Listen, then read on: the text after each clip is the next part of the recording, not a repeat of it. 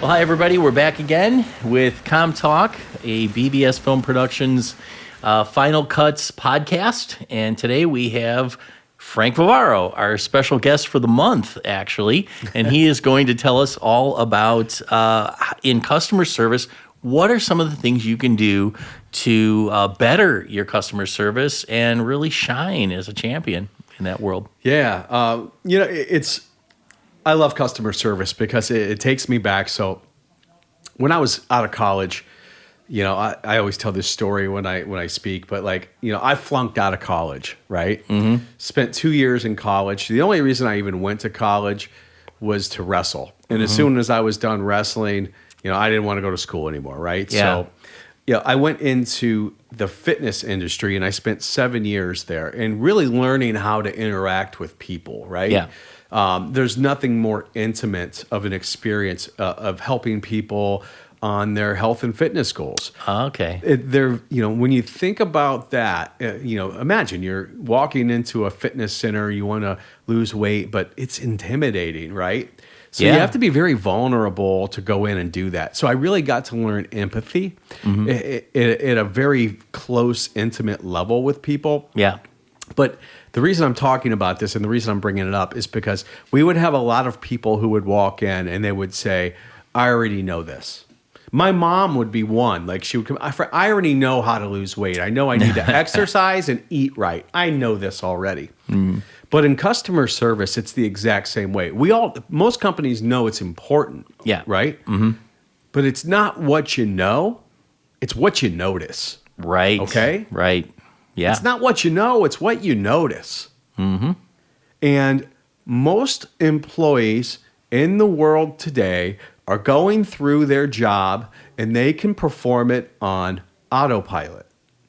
So therefore, they're not noticing all the opportunities to better serve the customer. Right. They're flying over their heads.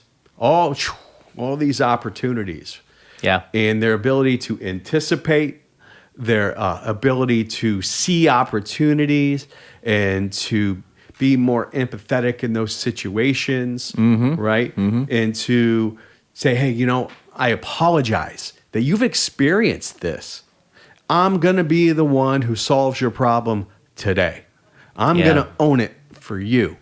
Yeah. No, they don't. They just, no one really, it's just, everybody's going through the motions.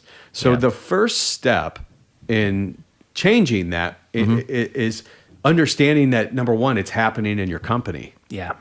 Yeah. So start looking at things closer. Yeah. Most leaders have this 3,000-foot view and they're looking at it, but they're not really, and they'll walk by and they'll hear something and cringe and be like, I can't believe they said that. But they don't do anything about it. Yeah. Yeah. They just kind of walk past and allow, mediocrity to be the standard of the company. Right. So the first thing has to be, it starts at the top. You have to want to be better than your competition at service. Yeah. And that starts with, okay, how can we be better? Well, it starts with creating some standards. Mm-hmm.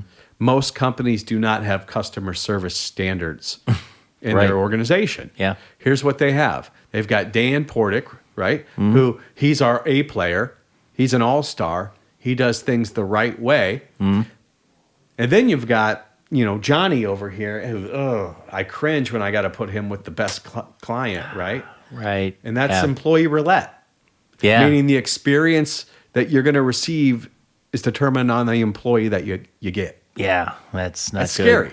Yeah, it is. So companies out there that are winning with customer service, they really have a playbook. They have standards put in place. Yeah. And they have a creed. They have guidelines of how they want to serve the clients. And what that does is it elevates Johnny over here. So that, he was a C player before. Now he's a B minus. Right. So he's a lot better at the customer service experience than he was before, right? Yeah.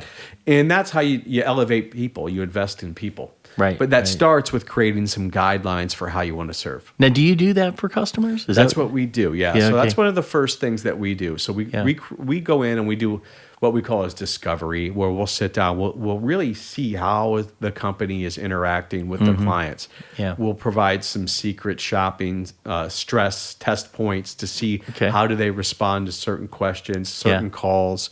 And then from there, we'll audit what we call as a company's negative cues.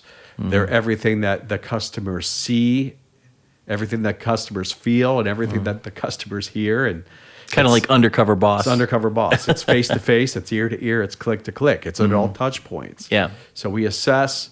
Okay. We identify negative cues. It's very typical for us to walk away with like 25 to 35 negative things that that not just I identify, that the employees of the company identify. Okay. And through that, we're able to create those standards. And that's a really, really cool process. Nice. That's what the Chick-fil-A's, the Ritz-Carltons, the Harley-Davidsons, the Starbucks, these companies, Disney, when you think of world-class service companies, that's how they do it. Yeah. It's like, how does Chick-fil-A train these 20-somethings to be world-class at customer service? Well, it doesn't happen accidentally. Yeah, it's funny. I had a guy a long time ago I used to work with. He was hired by, what was it? Kentucky Fried Chicken. And he had to visit like 25 Kentucky Fried Chickens and give reports for each one of them. He says he was so sick of chicken at the end of that. You imagine that each chicken.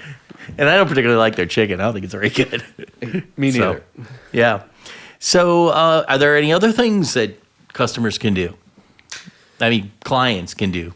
Yeah. So first, it starts with creating some standards, creating a playbook for how you want to serve, and then from there, it's implementing it, and putting together a plan for implementation. Because as we all know, it's really hard to change human behavior, right? Yeah. Right. So how do you do that? Well, we take them through that process, and we give them the proven recipe to implement that properly. Yeah. And then how do you make everyone involved, and how do you get the fence sitters who how do you get them to buy in? So we take them through that entire process. Yeah. But it's a long game. Sure. There's no such thing. Anything that's worth doing in life, typically it's not easy. Right. Right. Oh yeah. So it's a long game. There's no silver bullet to next week you're world class. Yeah. What's a typical time frame to really get a culture changed and turned around on an average? I've seen culture with companies I've worked with really start to turn around 8 months in. Some companies it can, but when we identify those negative cues, that's the low-hanging fruit. So companies can identify those and fix those right away. So there's really is a little bit of instant gratification. Yeah, right. But to really start seeing the ROI of it in terms of how it impacts the bottom line, you'll see it in around 8 months. You'll really start seeing an impact. Okay. A year, 2 years, and then once you get 3 to 5 years down the road, it really starts to take off, because that's when you start. A lot of times the people in your organization who are toxic, they start to weed themselves out because they're just not the right fit any longer. Yeah. You know what I mean? I've seen that.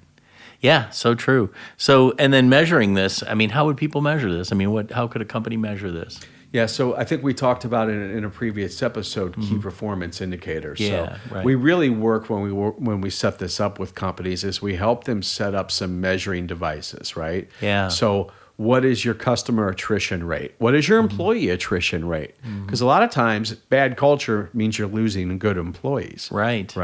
So what are those rates? What's lifetime value of a client? What is a key performance indicator? We could measure a net promoter score, right? Yeah. What is your ease of doing business score? What is your word of mouth referrals? These are all very easy, measurable ways that companies, even if you don't have any hardcore CRM setup, you could still go in and measure. Yeah, and you guys can perform that for customers as well and kind of show them the whole report and everything? Absolutely, yeah. We perform, we do a 360. 360, yeah. We do third-party surveys where we really, because when you get a third-party survey that's 100% anonymous and you feel like you can be authentic we really get some great input and advice to really help change that culture piece. Yeah, I've always wanted to do that. It is fun. Especially restaurants. Yeah. It'd be a lot of fun. Well, great, Frank. This has been really eye-opening and interesting. I mean, it hits every one of us. It touches everybody, really, customer service. And the fact that you're an expert at it and being able to share that with our viewers has been fantastic. So thanks for being with us today. Thanks for having me. All right. Well, that's a wrap for us for this session, and we appreciate you coming on and listening to us, and look forward to seeing you on our next episode of CommTALK.